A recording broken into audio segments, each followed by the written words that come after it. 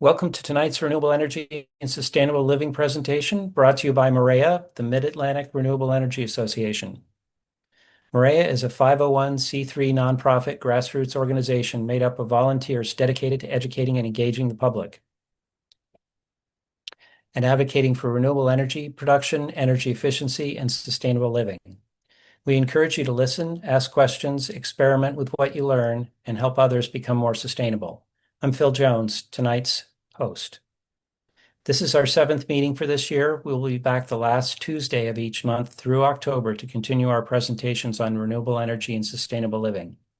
We post past presentations and future registration links on our website at www.themarea.org or themarea.org, where you can also add yourself to our mailing list to receive our email reminders.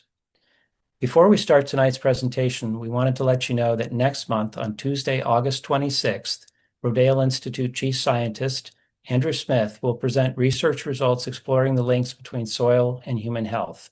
His team has been researching different farming practices such as organic cover crops and till or no-till at the world's longest-running side-by-side farming systems trials to establish their impact on the nutritional content of the food grown. How we grow our food can improve human health while we mitigate climate change and improve our environment. Tonight, we're presenting Taming the Reins of Climate Change. During the presentation, please mute your microphones. You can enter questions into the chat box. At the end of the presentation, we will ask your chat questions to the presenter.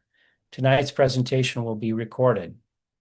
And now, Chuck will introduce tonight's speaker. Good evening. It's a great pleasure for me to introduce Rob Traver, who is a professor of civil engineering in the Department of Civil and Environmental Engineering at Villanova University. His areas of expertise include green stormwater infrastructure, flood control, and water resources. He has taught courses and conducted research in hydrology, hydraulics, urban stormwater management, and all facets of water resources at Villanova University since 1988. Rob's work has had both national and global impact. He served on the National Research Council Committee, whose seminal report on urban stormwater continues to guide the field today.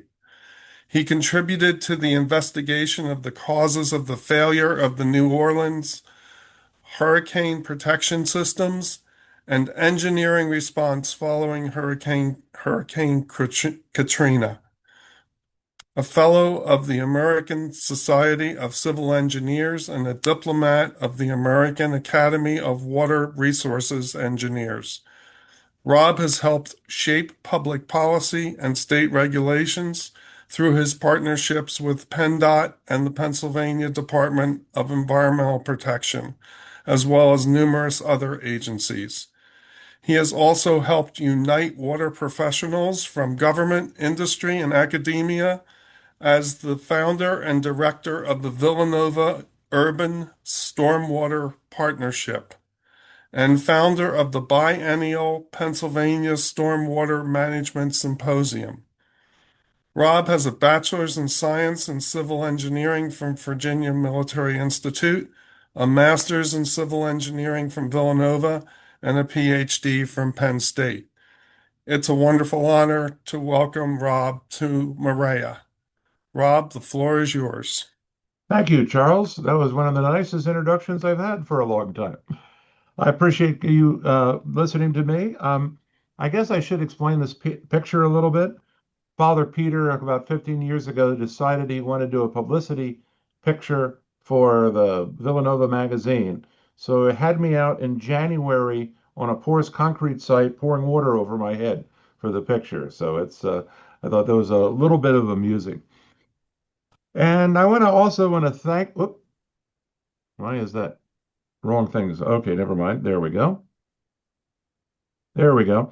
I want to also say Villanova Urban Stormwater Partnership, when I talk as a professor about what we're doing, I have a lot of help.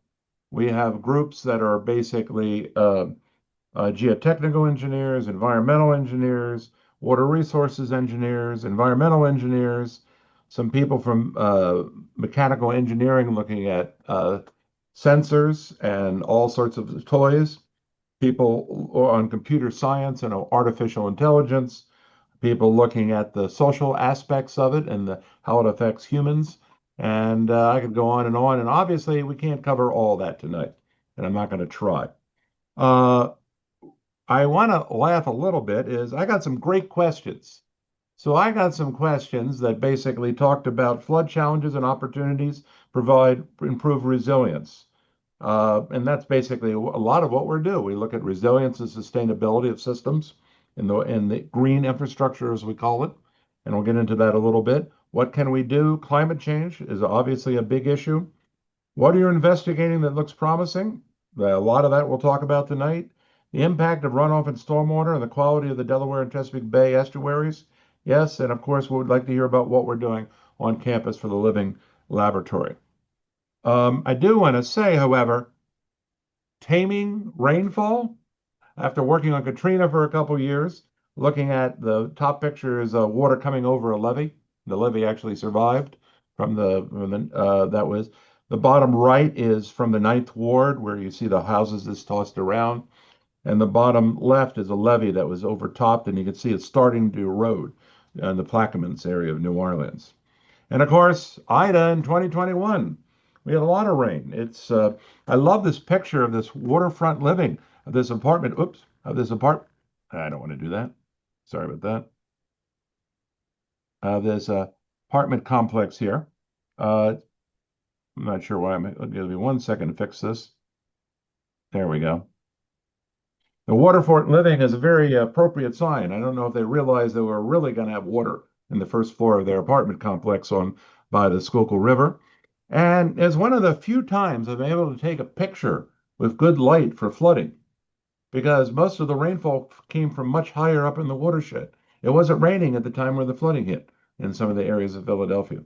So water and rainfall and climate is all very complicated. The movement of the water, where it's coming from, it's all big issues. So we don't really talk too much about taming rainfall. We talk about mitigating risk, trying to improve things, looking at sustainability and resilience, but we really don't talk about taming. So actually, it was a great introduction. I appreciate the title. It makes it kind of a little more interesting. And this has been a problem for a long time. I don't know for those who are in the Philadelphia area, you can go down to Market Street and you can see Ben Franklin's Privy Pit. And he basically put in his will talking about how over years, the pavement of the cities caused the water resources to get worse underneath cities. And this was back in the 1789 when he wrote this. And we're still trying to figure out how to deal with some of our water resources. But anyway, besides climate change, which we will talk about, precipitation is a driver, but also the land use is a driver when we talk about flooding and rivers and water quality and all these aspects of it. So they just take a look. This little plot on the left is looking at the extent of urban land as it's grown from the 1790s and the current day. And basically, it's not very complicated. If I have water falling on the woods, I don't have a lot of runoff. If I have water falling on pavement, I have a lot of runoff. So those changes in the land use make a big difference when we start taking about sustainability and water resources. So climate change is very important, but these land use changes are also important. And this is a great example. This is from a study a while back. The plot on the left shows the runoff from a wooded area. The plot on the right shows the runoff from an urban area that's nearby. So the same rainfall drove both of these relationships. But you can see when the rainfall falls in the urban area, every bit of rain becomes runoff.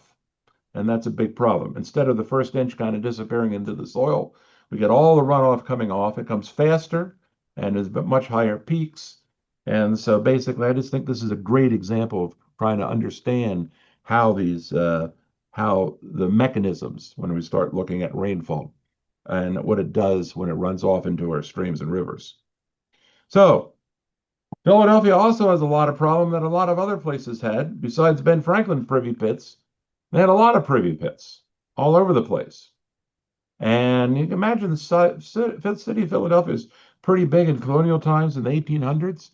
Imagine all those privy pits in town and what that's doing to the system.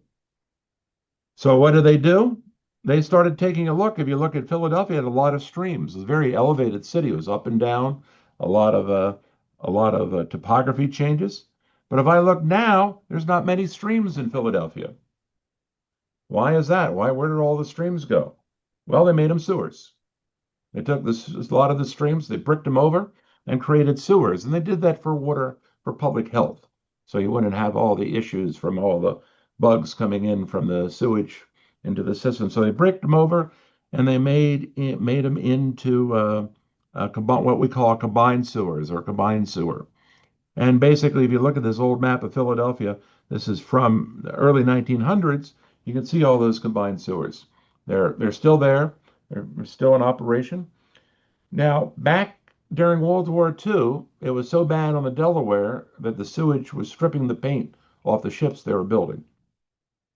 And so what they did was they took a line and they tried to capture all that combined sewer and move it into a sewage treatment plant. And the combined sewers works very nicely when it's not raining. When it's raining, you get direct discharge into the Delaware River. So basically, when I have a good rainfall event, we're still now putting sewage in the Delaware River and the Schuylkill River, and many other cities across the United States have the same issue. So where does this come in when I'm started talking about green infrastructure and climate change and all these issues? City of Philadelphia has a plan, and it's called is a Green Cities Plan, where they're basically trying to put in green infrastructure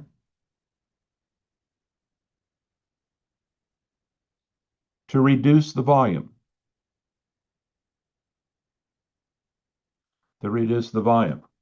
So if I'm in areas that do not have combined sewers, I'm putting in green infrastructure to avoid erosion of my rivers and my streams and change my water quality. If I'm in the city of Philadelphia, putting in green infrastructure to reduce the water that goes into a combined sewer that'll end up in our streams as our systems. So a lot of people are looking at this green infrastructure, and this green infrastructure obviously has a lot of components that we have to look at when we start looking at climate change too.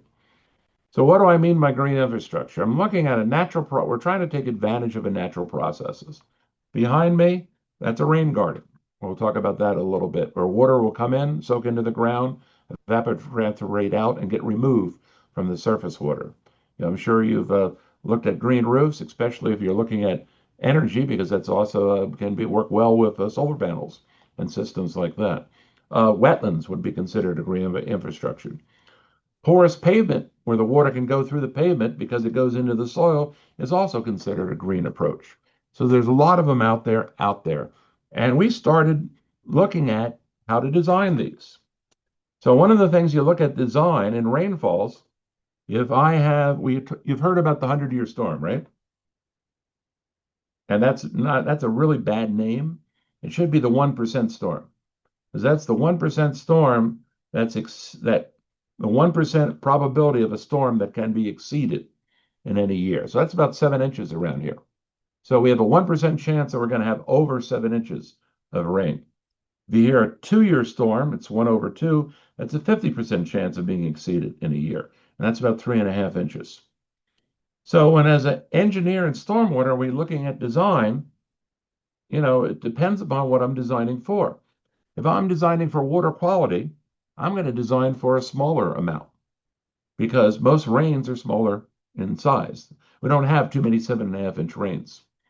If I'm going to design for stream channel erosion, I might go up to the 5-year storm or 10-year storm, which is say about 4 or 5 inches. If I'm worrying about flood protection, then I'm going to be working about the hurricanes, the 7 inches and larger storm events as they move along. So when I'm looking at the green infrastructure, it really depends what is my design goal. It's not always so good to do everything in one spot. And so we look at green infrastructure for climate change. Are we looking at it from the water quality aspect, stream geomorphology and erosion sedimentation, or flooding and rivers? So we really, as a water resource engineer, we got to look at all those. And this is just a plot just showing that. that kind of an approach. When they started doing this was about the year 2000 and or 2000 a little bit, I'm sure a little bit later. I'm sorry, about 2011. I looked at this. I was more, and what we started looking at was what is the size of the storms that hit Philadelphia? At this point, we're designing all for 4, 5, and 6 inch storms. We didn't really care about the 1 inch storm. We look back at the data. If I'm looking at 1.5 inches of rainfall, 70% of my rain in a year falls in storms less than 1.5 inches. And we have to redo this chart. It might be a little bit higher now. So if I'm looking at 1.5 inches, 70% of the rain in a year falls in that 1.5 inches. If I'm getting 70% of the water and treating it using soils and plants and going through or wetlands going through the systems, I'm doing a pretty good job at water quality. I'm also removing a lot of the water that would reduce the amount of combined sewer outflows that goes into the Delaware and River from a combined sewer approach. If I start including the first 1.5 inches of the bigger storms, I'm actually up to 90%. So by looking at the green infrastructure, looking at a small volume, I can get very good results in removals when I'm looking at water quality aspects and looking at combined sewer overflow aspects, because most of the water falls in smaller storms. Now, the question we'll talk about later, is that true also now with climate change? Is most of the water still in smaller storms or is in bigger storms? All right, so what have we done at campus? Well, Villanova never figured out that they can get in trouble if I tried things. So they allowed us to use the campus as kind of a laboratory. So back in 1999, and we updated in 2011, we turned an old detention basin into a wetlands and started studying that. And that was 26 years ago. We built our first rain garden for study back in 2003. And by the way, that wetland and that rain garden built back around the turn of around 2000 is doing great. We're operating very well. We're still studying that. You'd think we'd figured it out by now, but it's a lot of stuff involved, as we'll talk about a little bit later. We built in the quad some porous pavements. In 2004, we have infiltration trench. I'm not sure why I'm having trouble with this. We have an infiltration trench we built in 2002. Our new dorms across the street. In 2019, I can have my new building Drostic, which I'm sitting here looking at my little green roof here. Our green roof we built down in 2006 is rest in peace. But don't worry, when we build our new building, we have twice as much green roofs as we had back then. And so we have a lot of different sites we're using on the campus. The nice thing is it's very easy to get out there with the students when there's a rainfall, get water quality data, and the university is like a town. Probably not quite as bad as Philadelphia. So we are doing work with Philadelphia, with the Pennsylvania Department of Transportation, looking at rain gardens off I-95. They're expanding I-95. They're required to meet the city requirements to reduce the runoff that goes into the combined sewers. So they're building rain gardens. They're building a lot of them. And here we're studying it. That's a dye looking at travel time moving through that particular rain garden. This is in Fishtown. And they're building about 70 rain gardens as part of that project. And we're looking at probably about 5 or 6 of them. Unfortunately, they won't give us enough funding to look at 70, but that would be a little too much to ask. So we're doing a lot. And when you get all this data, then you have other things going on. So we have people looking at artificial intelligence and trying to model, trying to understand the performance. We have people looking at, which is not quite so popular now, looking at disadvantaged neighborhoods and the effect of the people. In fact, we had an NSF grant used because we mentioned the words of those horrible words of having a depressed economic area that we were trying to work with. So we have a lot of other stuff going on, all that was kind of built out of these systems. And we have probably the largest database of data in this. And so we're also using that. And that works well with the artificial intelligence, which I am not going to pretend I totally understand, but I have a lot of other good professors that I work with. So let's just talk about a very simple rain garden. This came out in Prince George's County back in the 90s. And they just basically dug a hole. They put in an under drain. They put in some soil media, and they planted it and directed the water getting into it. That was basically all we knew back then. So I decided I was going to build my own. So we built one on campus in 2001.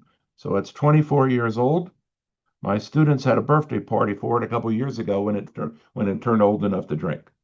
Um, and this particular site, very simple. A large area goes into it, fills it up, as you can see kind of on the side, and soaks into the ground.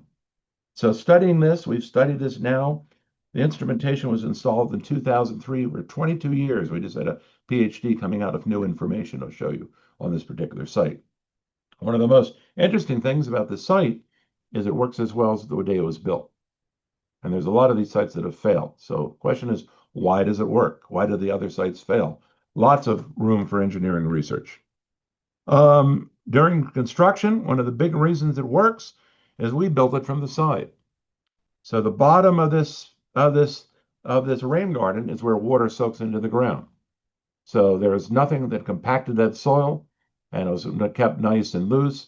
And I think that's one of the big major reasons why it's worked since 2003. And there's proof of my pudding. Took that picture in August 2001.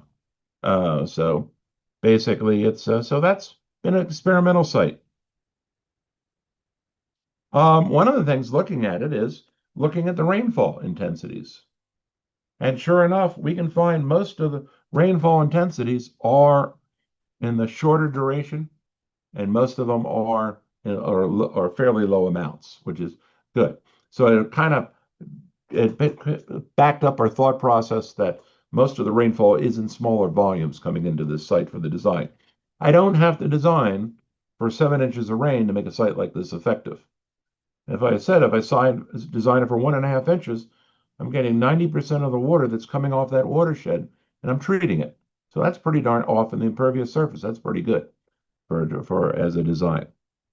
We looked at the recession rate of the water dropping during the storm event. This is from 2003 and 2020. Yes, we have a 2025 version. It looks the same, and it's very different every storm. So why would it be different? Well, different temperatures. Infiltration is a function of temperature, different amounts of evapotranspiration. Was it a big storm? Was it a small storm? Basically, was it snow and ice? Basically, a lot of different factors in there. The intensities, how it fell. I kind of like to add in the cow jumping off over the moon, might have something to do with it as well. But it's extraordinary variable. Well, the good news is, even though it's extraordinary variable, we find it is very consistently performing. All right. So it's basically very resilient and it's usually performing. So this, I won't have too many graphs for you. This is just inflow versus outflow volume for this particular site. And this was a study all done a long time ago. But this line here is what we should expect it to be occurring. So that is just the water filling it up and basically filling up the soil and filling up the bowl above it.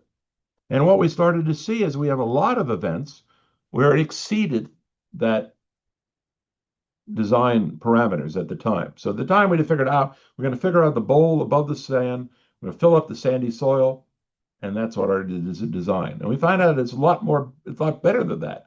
Because what's during the storm, water is infiltrating through the surface, through the soil, all during the storm, recovering capacity. So it does a lot better than just looking at the volumes coming in and the volumes in the soil. We have a few that were not so good, and those are usually snow events when everything's frozen. So that was pretty exciting. You're not used to in engineering getting better performance than you were expecting. And it happened even in major storms. We had Storm Isaias. I don't know if you remember that. I should have put the year. 2019. At Villanova, it was a 200-year storm for 12 hours. So it's a 0.5% chance of occurring of being equal or exceeded in every year. You wouldn't even buy lottery tickets with that probability of occurrence. And basically, the nice thing about it, it got rid of about 1/3 of this major storm event. And basically we started wondering how could it get rid of 1/3 of that major storm event? It was only designed for about an inch of removal. And I'll talk about that a little bit later. But I want you to notice the pattern of this storm. We had heavy rain, dropped, heavy rain, dropped, heavy rain, and dropped. I'll give you a clue anyway. What happens is when it stops raining, the system starts to recover. So during a storm event, because no storm event is a single peak, it'll start recovering immediately and then till it fills up again. So basically, we were finding we're getting a lot better performance than what these are designed for. So that's very encouraging when I talk about resilience, flood mitigation, or climate change. All right. And one too many cloths just to show you, in spite of all that amount of variability, when we look just a bubble chart of the duration of storms and overflows, the green dots are overflow. And this wasn't designed never to overflow, by the way. So what we're finding is, I just put it, I won't, so you won't have to try to stare at this chart.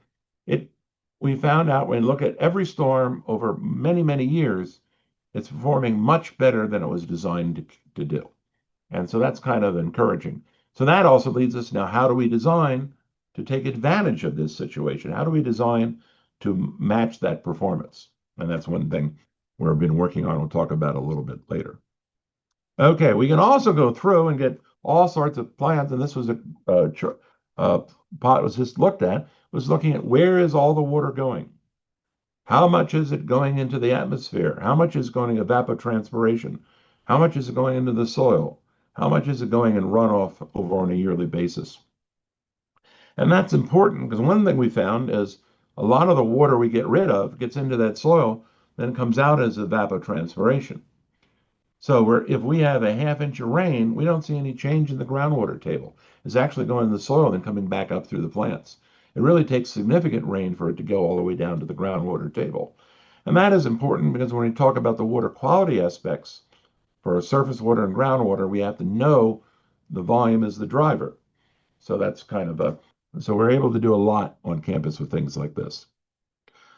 Another site, we called it a treatment train. So we have an elevated parking lot, elevated parking garage. They're great. So if you're going to do a retrofit project, you have an elevated parking garage, you can do a lot of green infrastructure because you have the hydraulic head and the capacity of the water coming off the site. So it put in a long swale, couple of rain gardens, and this was all designed for 1 inch of runoff. So basically that 1 inch was in the soil and in the volume. And we found out during Hurricane Sandy, we have 36 hours and 4.36 inches of rain during Hurricane Sandy, and we only had about 1 inch of runoff. So instead of getting rid of 1 inch, it got us rid of 3 inches. And you start saying, why did it work so well? And then we looked at all the other storms. That line, that curved line is supposed to be where it's operating.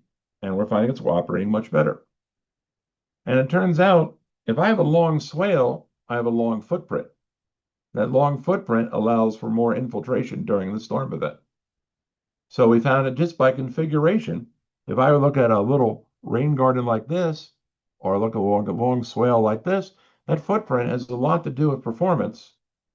And now that's going to be used by the engineers in designing these to take advantage of that as part of their design. We don't have to build these to capture 4 inches of rain. If we have a big footprint at the bottom, we can get rid of a lot of water. And that's obviously very significant when we start talking about either urbanization or climate change or combined sewer overflows or any of that. So, and don't worry, I'm only going to go only one other example. I'm not going to do this to you all night. When I'm starting taking a look about monitoring, we found out that if I just design by volume, you're over designing. You're spending a lot of money you don't need to spend. And if a city is spending a lot of money on something that's not very effective, that's not a good thing. So the city of Philadelphia was building a lot of tree trenches where the water goes in off the street into a rock bed with some trees around it. And so the idea is it'll store it in the rock bed, the trees will soak it up, and some will infiltrate into the ground. There's not a lot of space in the city of Philadelphia. So sidewalks is something we can work with and do something underneath. So we study this and we put in sensors and look at the depth of the water. This was designed to capture about 47.5 millimeters. So an inch, a little over an inch and a half of rain. Oh, and you would expect an inch and a half of rain to happen a couple times a year. And we found out it never got over 50% full.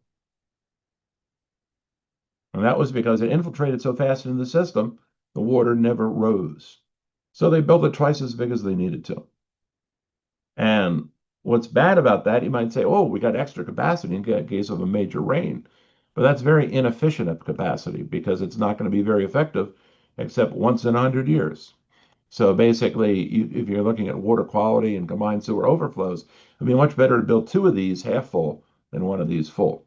So it's changes of the way we do the designs and the math. And I won't get into that. No equations, I promise. So what's happened? Well, we've had a lot of evolution of infiltration. From just building this rain garden and digging a hole and putting the soil in, we now know that we can do the mechanisms of the vadose. I'm not going to get into all the terms of the water moving through the soil. We can start to understand that plants have a lot to do with maintaining pathways and maintaining performance. We do know what makes it work and what makes it doesn't, what makes it not work.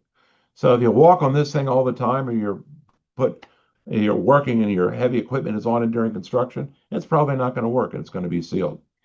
Concrete dust and fines can seal these. We've had one in Villanova that was failed just because concrete dust during construction got to it. We also learned a lot about inspection, how to inspect these to see if they work. City of Philadelphia has a very unique methodology.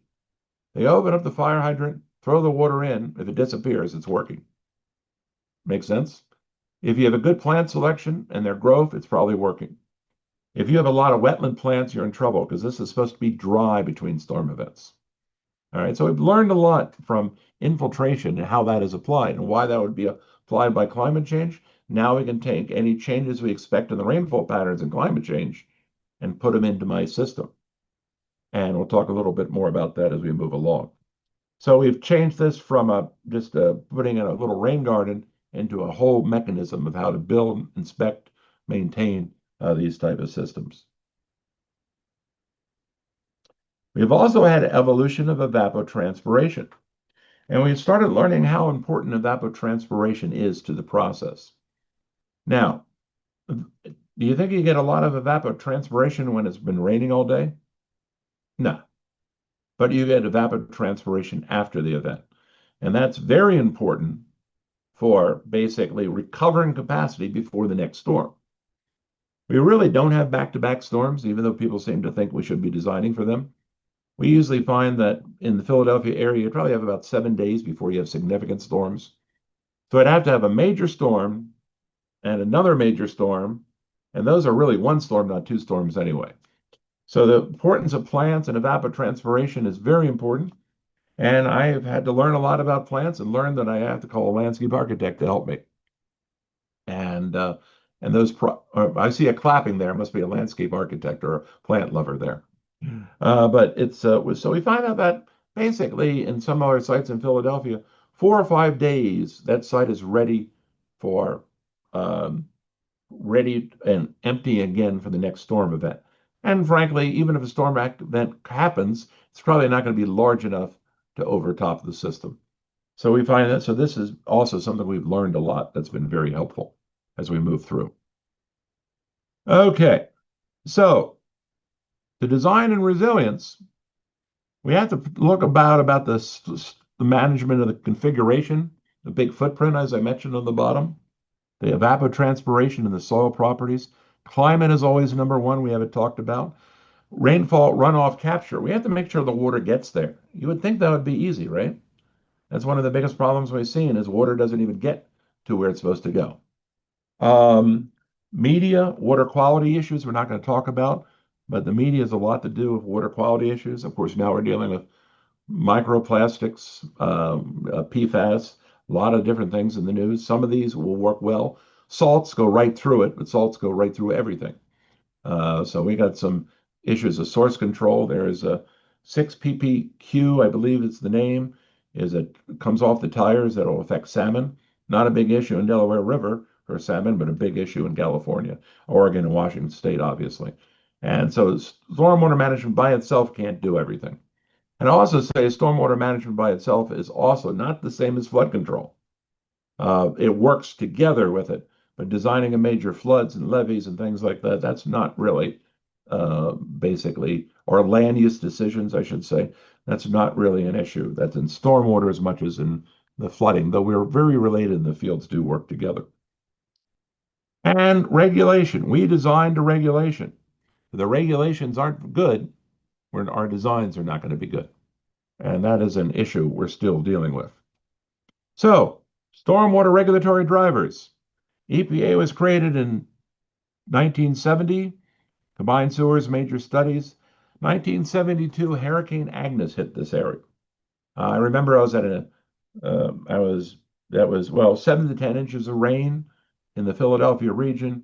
If you look up in the Poconos or Allentown, Scranton, I think they had something like, I forget what it was, like 27 inches of rain, something ridiculous up there. A lot of people, 50 people were killed, lots of residents and businesses destroyed. And Pennsylvania came up with an Act 167 in 1978 regarding stormwater management. I graduated in 1978. So this has got me in the field. Nobody knew what it was. They threw it at me to start working on it.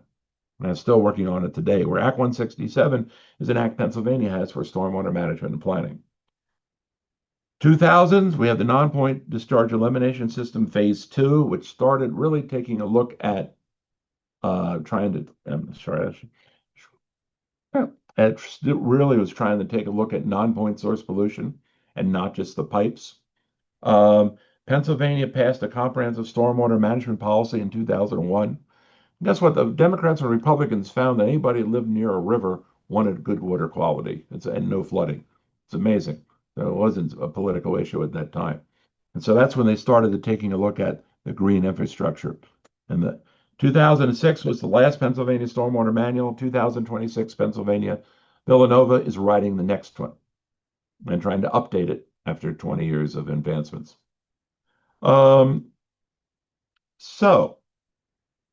resilient green stormwater infrastructure back in the 1970s, we looked at drainage and flooding of major events.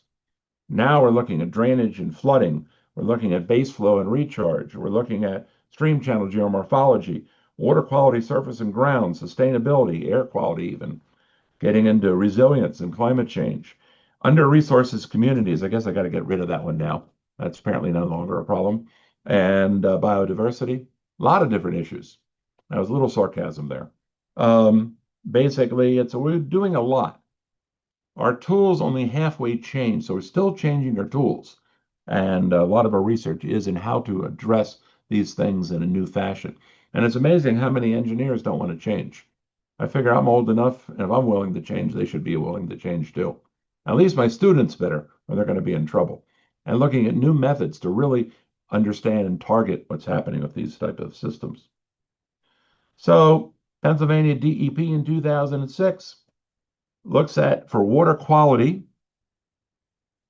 and volume, and that volume looks at the 2-year 24-hour storm event, which is about 3.5 inches of rain.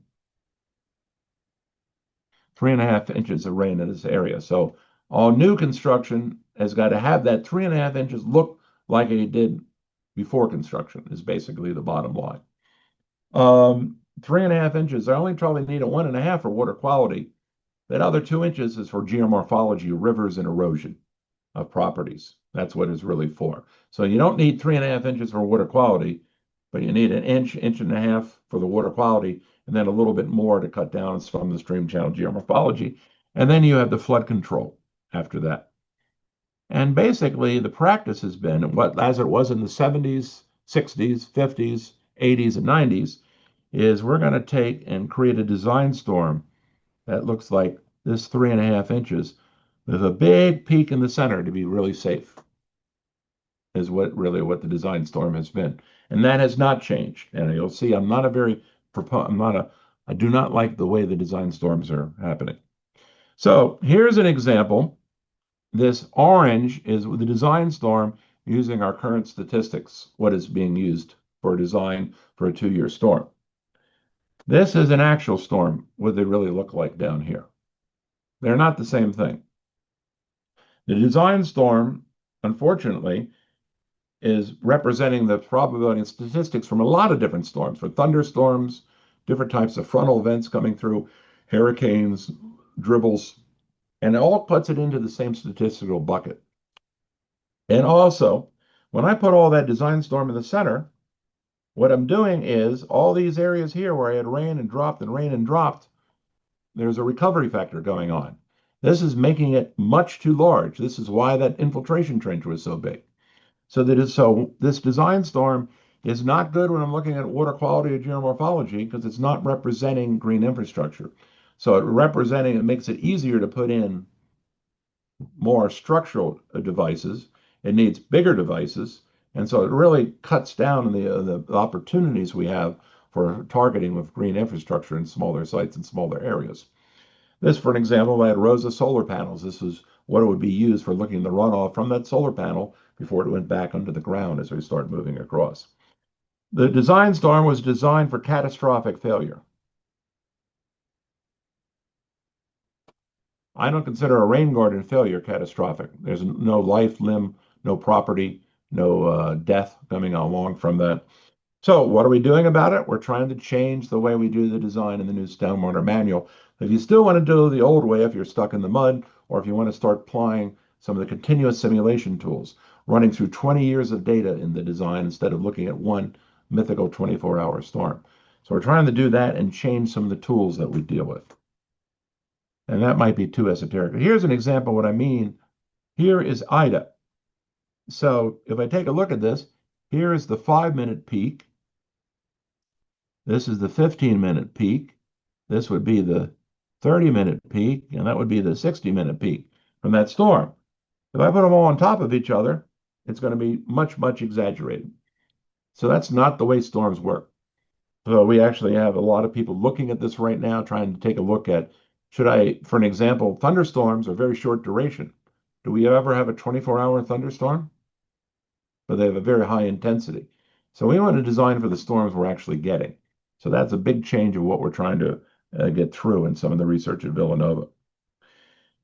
NOAA 14, which is what we're still using today, uses the data from 1958 to 2000.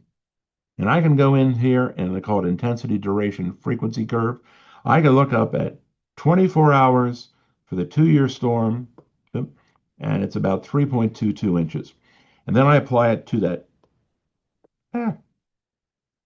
new tablet. I'm not used to it. Apply it to a center parking storm, where it's probably really looking something like this on my storms.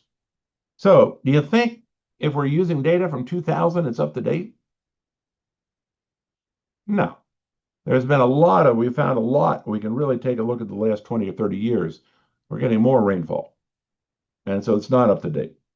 So NOAA's been working on NOAA 15, which extends the data through 2023. We're really looking forward to that product. It's not out yet. And that was going to be volume 1.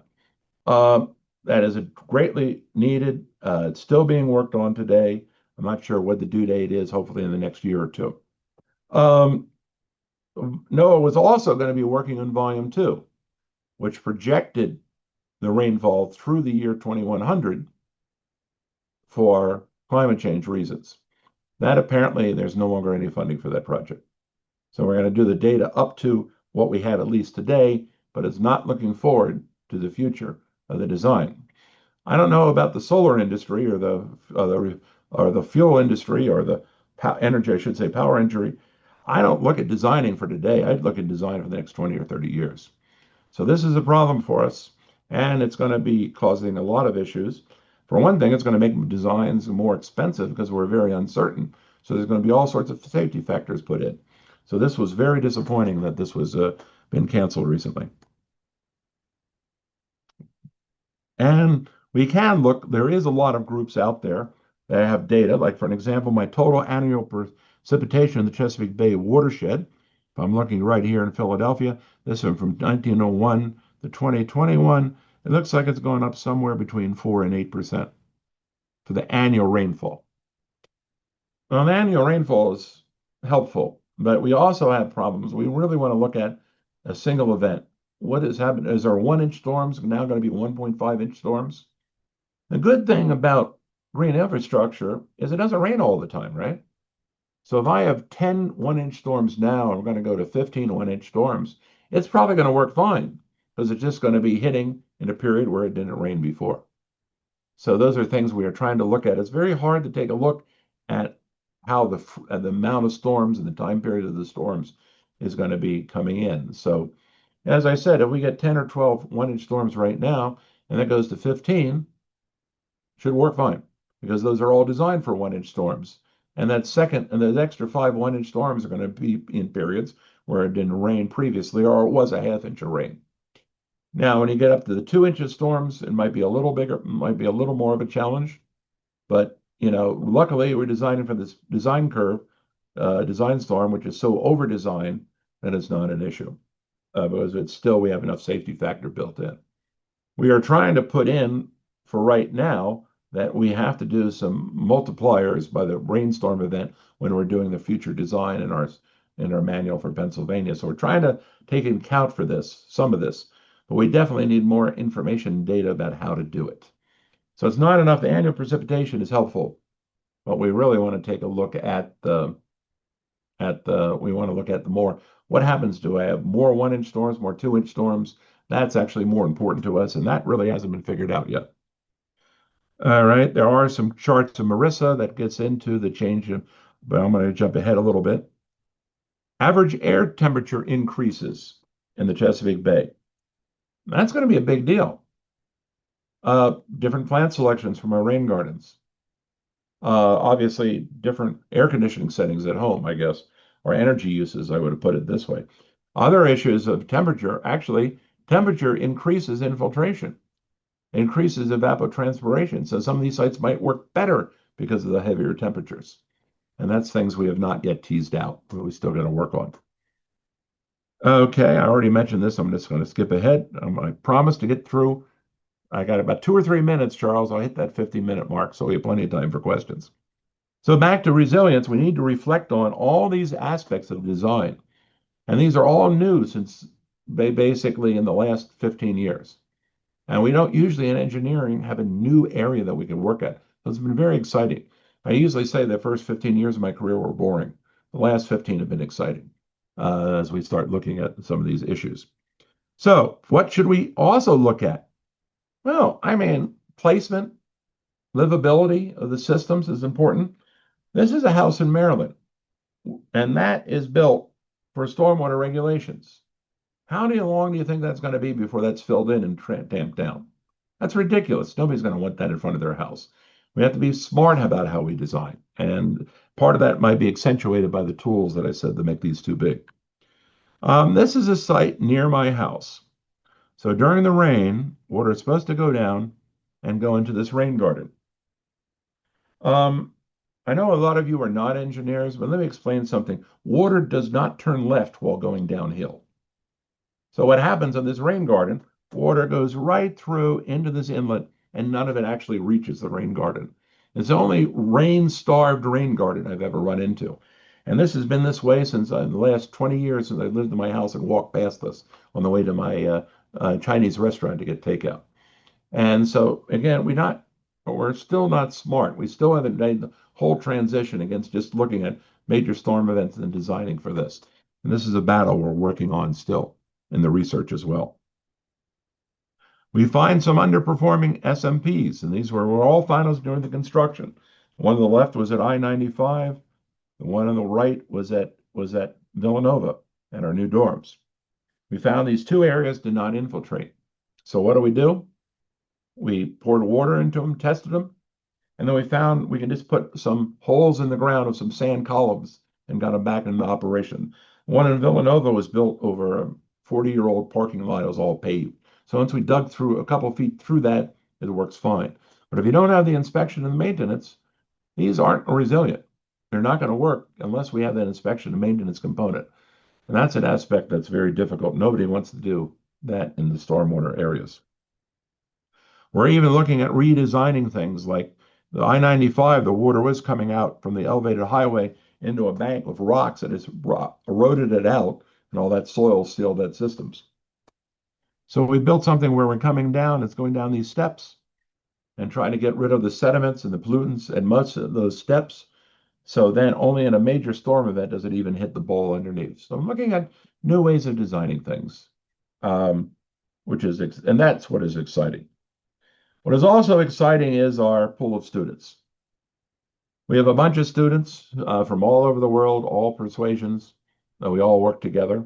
And so one of our products, besides stormwater research, we're putting out 10 or 15 engineers for you to hire. They have to work a little bit. You need a little water engineer besides your power systems as well. So basically, we're very happy with that and their work that they do, and that's a great thing for us as we have. So we thank a few of our sponsors that help us with some of our research. This is from our last symposium, a picture of all the students and faculty. And I'll be glad to answer any questions that I can. And that was 51 minutes. Sorry, Charles, I went over 1 minute.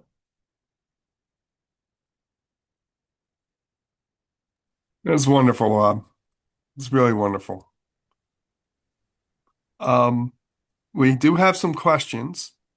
I'm going to first open up the chat. And how successful has pervious pavements been in the long run? Pervious pavement is when you say long run, pervious pavement, like any other pavement, has a life cycle. It's going to have to be replaced at a certain time. Also, pervious pavement captures sediment at the surface. So to maintain and get rid of the pollutants, you also have to vacuum street clean it on a periodic basis. Unless you build a gigantic site, and then even half of it gets half of it gets clogged and half of it does not. Philadelphia tried building some on street on alleys, and I never thought that was a great idea. It's not quite as strong. If it's really dirty, it's probably not a great idea. It'd probably be great if you're required to do it. For an example, we have some sites at Villanova that work well. We have a walking area between our down toward our law school. It's pervious bricks, and the water soaks in through the bricks, and it seems like it is working very well over a long period of time. Also take some water off the rooftops into the bed. But again, every once in a while, they're going to have to go through, suck out the sand around the pavers. So a porous paver just means it's like a quarter inch apart. So the water goes in between the blocks. We have a porous concrete and porous asphalt site behind our Mendel building. Concrete is tough because you're not allowed to use any salts on it for the first year. So that's a very difficult construction process. Any concrete is like that. So asphalt is probably easier. And asphalt, again, it's probably, I think we had to replace it, but it was probably like 15 years in. And I think most asphalt sites would probably, after 15 years, you're probably going to have to do some replacement. There was an early one done by Cahill in the 90s even, at the Morris Arboretum. I think that's the right name. We went back and looked at it. And when we picked up the porous pavement, when it was stripped off to replace the new one, we turned it upside down, poured water through it, and it became porous. Like all this dirt came out, it became porous again. And the rock bed underneath had not changed after 20 years. So it's about anything else. I would not do it on a house. Bank would be perfect. Nobody goes to banks anymore. Low traffic areas like that would be good. I don't put your sand or your ice on top of it and store it, which has happened. So I think it's one of the tools. I much prefer a rain garden. It's much more resilient, I think, and easier to maintain. But you need all the tools in the toolbox. Very good question. Joe, you got the next one? Sure. How would you change the landscape of the rain garden near your house so it's more effective? Well, of course, the water has to get in there, and you don't want it right next to your foundation. All right. I mean, you can put rain gardens close to a foundation, but I would put something on the side of the house to make it waterproof on that particular site. Um, I would say, I don't know if landscape would be the right word. The soils is very key. A lot of people like to put a lot of sandy soil in, but then the plants struggle. So none of the new specs have less sand, a little bit more fines. Um, don't put in a ton of compost. You need about 5% organics for the plants to live. If you do more than that, you're just exporting nitrogen and phosphorus. You don't really need to do that.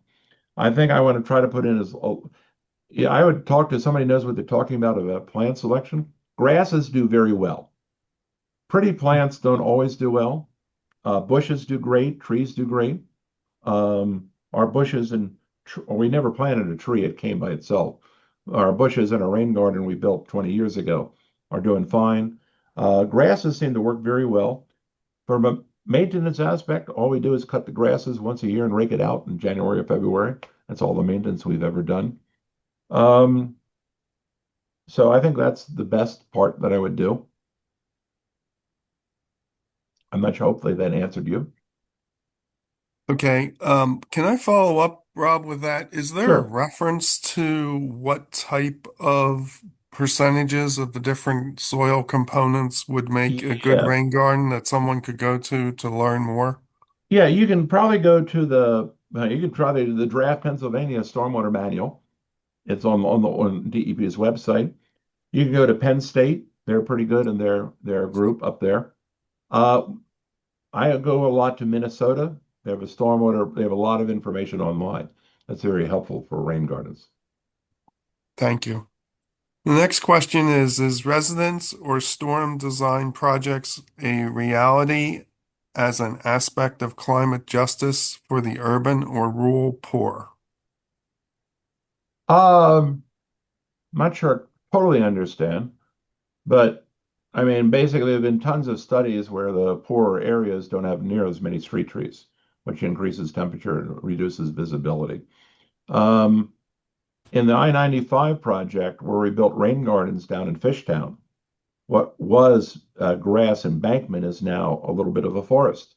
The residents, basically, I'm not sure if that's an economic justice, climate justice area, but the residents have really taken to maintaining the sites. They put in dog scoopers, so they put in Eagles mascots over Halloween and things like that. And they really turned it a little bit of into a park. So they enjoy having the green vegetation on their streets. We've seen that in several different areas. So part of that in the climate justice is there's some areas down in Philadelphia that flood out all the time. So what can be done to reduce that? So that's a difficult problem, but we had some grants. We were starting to work on that. We've had some volunteer work anyway, that trying to take a look at what are guidelines. One of the biggest problems we have in some ways is I've always advocated, we learned this, I think, in Katrina. Everybody should know the risk of where you live. And we're finding a lot of people don't. And that also leads to bad land use decisions. Um, that makes it more expensive, put people in harm's way. So part of that would be reducing some of I don't know if you can reduce a hurricane, but we can reduce the small storms, the storms that back up the storm sewers. Those can be really addressed. And also, if it's green, it'll improve the neighborhood livability. Howard Newkrug had a great line when he was a water commissioner in Philadelphia a while back. He said, I'll paraphrase it a little bit, said, no mayor really cares about spending money to reduce combined sewer overflows. But if you can create greening of the city and make it more pretty, make it more livable, reduce some of the temperatures, create green jobs for residences, that's a good thing. Now, I didn't do a very good job to his quote, but yes. Well, last month we had the Philadelphia Orchard Group talking about putting in neighborhood gardens and giving them the tools and the teachings to be able to provide not only green space and water retention, but also food to Yeah. help relieve food deserts in Philadelphia. Yeah, we were trying So, to look at that in Washington, D.C., with a university down there about, using runoff from and there are some areas, some businesses in Philadelphia, Sustainable Business Network gave some awards, I believe, that were using capturing some of the runoff for some either watering plants for food or actually one for fish tanks. I thought that was wild. Okay, Joe, you want to get the next question? Yeah, I think he answered this for the most part. Is there data useful for public awareness at Villanova or other sources that is available and understandable by lay people? Yeah, that's yeah, apologize if I overdid the engineering part today. Yes, there's a lot of spaces, a lot of aspects that have data for public awareness. We try to, like for an example, we try to give tours of our research sites. I've talked to all sorts of different groups. We are not land grant university that has an extension. So what we've worked with, for example, we've worked with Penn State and helped them on some of their work is what they've done. The understanding of people is very vital and is really needed. Um, I mean, just the little things like it's amazing. The 100-year storm was a bad nomenclature. The people figured, I got 99 more years after I got the Ida, right? And projects have been stopped because of that. And then they have another storm the next day. It's a probability based, and some of that is a nomenclature and the way you speak is very important. We try to every 2 years. We did not do it during COVID, so we have to get back to that. Is giving like a public education free workshop for municipal officials. Most municipal officials are not engineers. Help them understand some of the mechanisms of stormwater as well. So I wish we could do more. We have a lot of people, which is a good thing. But and if you have a group that wants to come out and visit some sites, give us a call. We'll be glad to go through and show you there's no swamp monster in the wetlands. There's no mosquitoes in the wetlands. All the dragonflies and frogs eat them up. You probably have more mosquitoes under the inlet with a couple inches of water next to your home than you have in our wetlands. Foxes, yes. Deer, yes. Snakes, oh well, I guess there is a few bad things, but that's okay.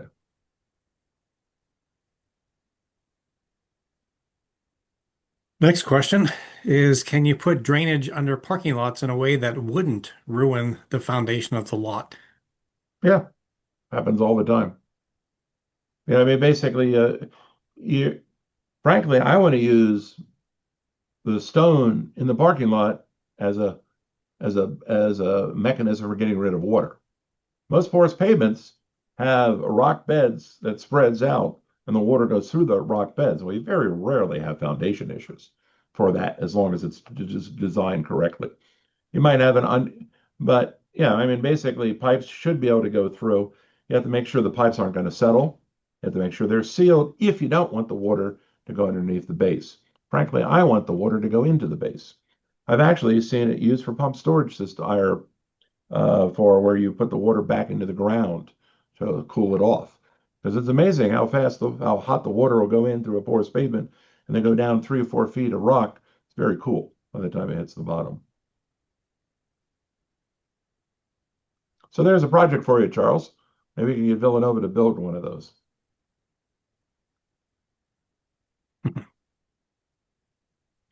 There's a comment. Thank you for your experience, expertise, and devotion to your work, which may have never been more important as climate crisis accelerates with moisture everywhere. Yeah, it's interesting. As I said, it's really you have to take a look at now hurricanes, the energy off the sea. That's obviously a big issue, and that's something where climate change is easy to see. After Katrina, I never want to have to go through something like that again. I was down there a month afterwards, and you look at all the homes with X's on it, where they had inspected it and showed how many bodies were in the home. If you could find a home with the hole in the roof where people could get out, but they had a whole area that was all single-family homes next to a levee. They'd all been two-story homes. By a zoning code, nobody would have been killed because they could have escaped and got out of the way. I mean, land use decisions has got to be more tied to this. The land use, where we're building homes, why we're building homes in areas that are subject to flooding where we can't get the people out, it's going to cause damage. I have no idea. Sorry, I went off track there a little bit. No, no, that's fine. That's I okay. mean, Yep. that's part of the problem with East Falls, right? The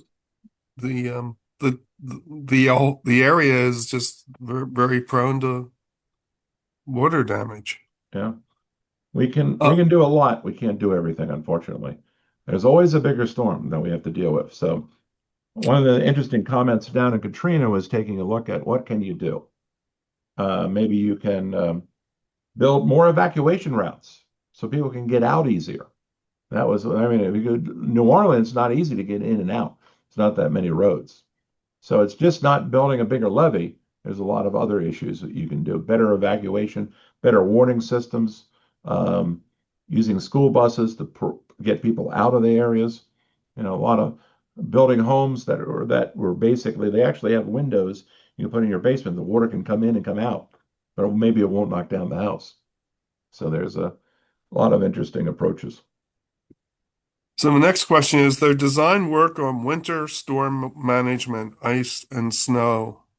Is that is that doable or is that Well, I just a mean, big basically, if you have soil and you have ice on it and it's frozen, you know, it's not going to be any different whether it's pavement or snow. We don't get as much precipitation in the fall. Actually, with the changes in temperatures, we're going to have a shorter period of snow. So those systems will work because they won't be frozen. Um, the basically on the porous pavement, the nice thing about it is you don't get black ice. So the lands on it, it might have more snow and porous pavement because the air can get through the pores.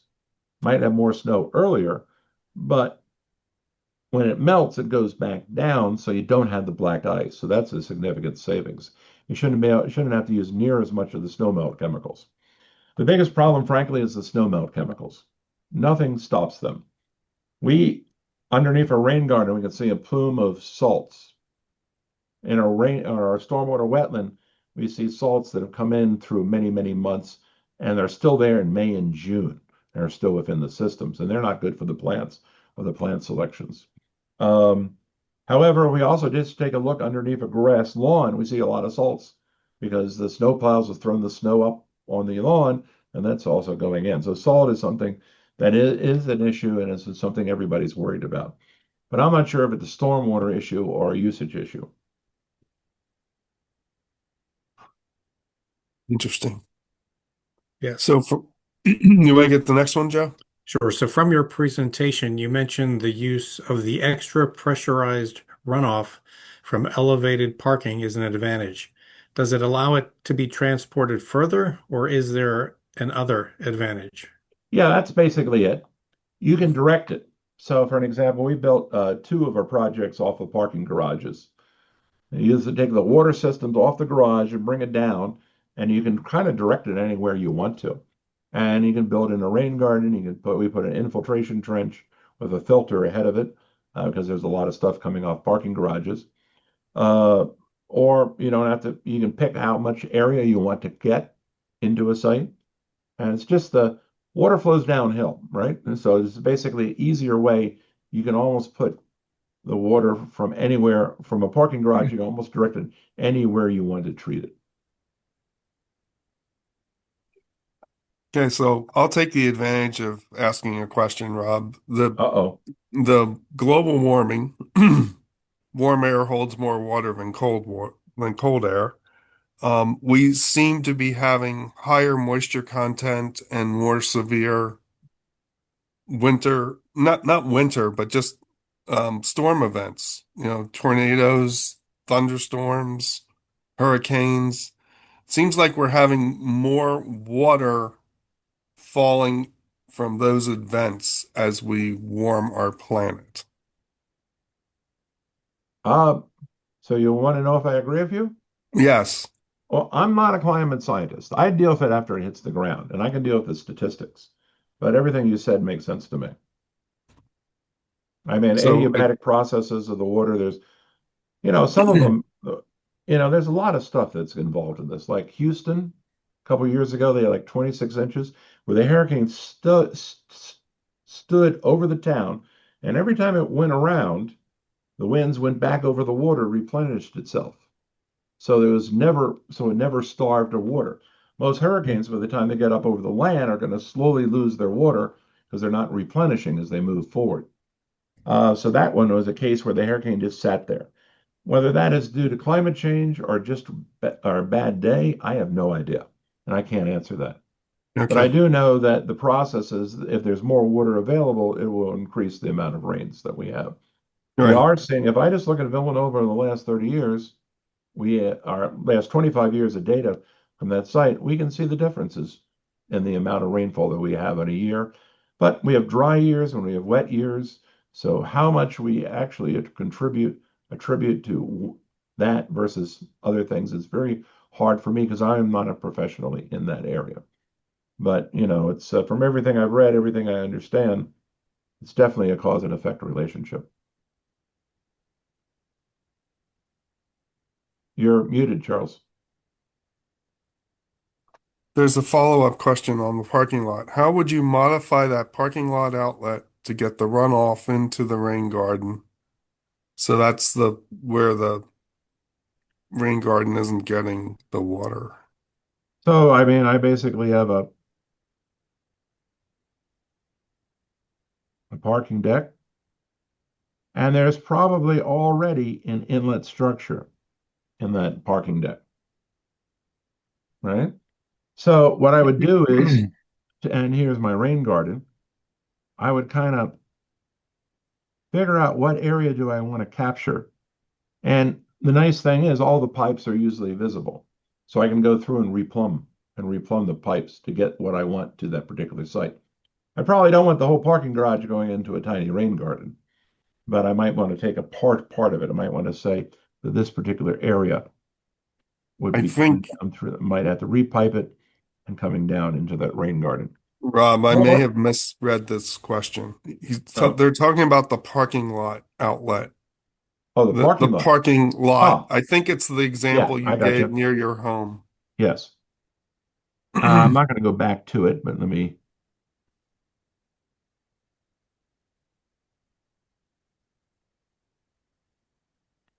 Okay, so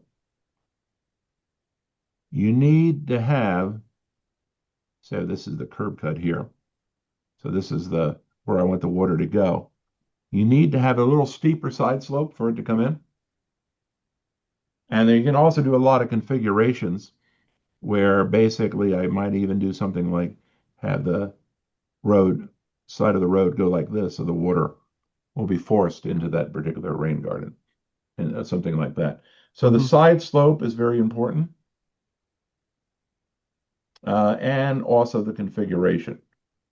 Some people don't like this for bicycles because you have one curved and one square. I've seen a lot of those across the country. Usually it's just the side slope is what I need. The other thing I could be is put that, if you remember, the curb cut was here, make it down here at the very bottom, so it has to go in. Would be another aspect of what you can do. Yeah. Um, I've seen a lot of them over the years, and basically the other problem you get is people put a mulch in these rain gardens, so then water can't come in because it's higher than the curb cut. I see that a lot. I was at I won't say which shopping center I was at near Collegeville the other day. Nice big one there, and all the soil of the gardens was higher than the curb cut, so no water could get in. So it's a common process. We are actually doing a little water. We found out in Philadelphia they are putting in inlets on I-95, and there is like a 6-inch gap between the inlet and the sound wall because of the structural reasons. So we actually studied in our laboratories, and we're just basically putting in a little triangular 3D printed piece of plastic to force the water to get into that inlet. And basically, doesn't seem like much, but that prevented a lot of water from getting into where it should have been going. Just that little 6-inch gap. Nice thing with Okay. our laboratories, we like to connect field and the laboratory together in research. And I have a genius who works with me who's loves building things on 3D printers. So now we made a prototype. We installed it in Fishtown to see if it doesn't work, and then basically hopefully, if it does work well as we think it will, then PennDOT might be putting a lot of them in. Oh, that's great. I don't see any other questions. Well, All right, Phil, I'll let you wrap this up. All right. Well, thank you so much, Rob. This is a very enjoyable presentation and also very educational. Really privileged that you chose to join us, and we really appreciate your presentation. We'll have this recorded and available in about a week. Just look for it on our website. And again, thank you so much for a wonderful presentation. well, thank you. Next, I enjoy whenever I get good questions, I'm glad to talk. you had a lot of interest there. Thank you. Take care now. Join us next month, August 26th, the last Tuesday of August, when we dive into the soil impact on the nutrition value in plants and farming. So that'll be from Chief Scientist at Rodale Institute, and we're really looking forward to that presentation. So I hope you join us. You can sign up tonight on the website, and we'll be sending out emails shortly to remind you. Thanks very much, everyone, and we'll see you next month. Have a good night.